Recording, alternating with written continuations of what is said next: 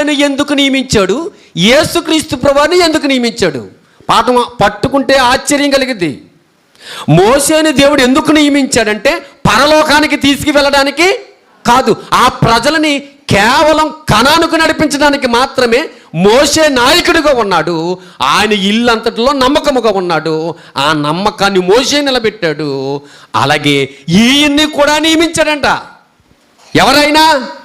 ఎవరైనా ఆయన ఒప్పుకొనిది ఏది అంటే ప్రియులరా, ఇదిగో ఈ శరీరములో పాపము ఏలకుండా పరిశుద్ధముగా జీవించి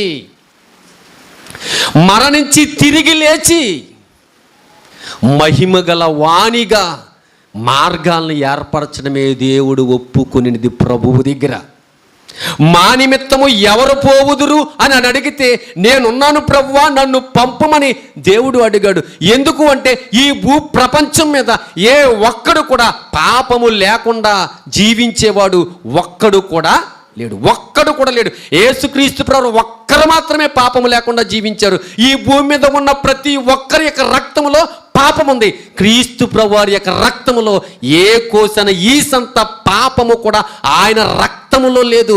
రక్త మాంసాల్లో పాలివాడయ్యాడు తప్ప పాపాలలో పాలివాడైనటువంటి వాడు ప్రభువు కాదు. అంత గొప్ప రక్షకుడైనా ఆయన నమ్మకముగా ఇశ్రాయేలు ప్రజల మీద ఉంటే ఈయన నియమించిన వాడు కూడా నమ్మకముగా ఉన్నాడంట.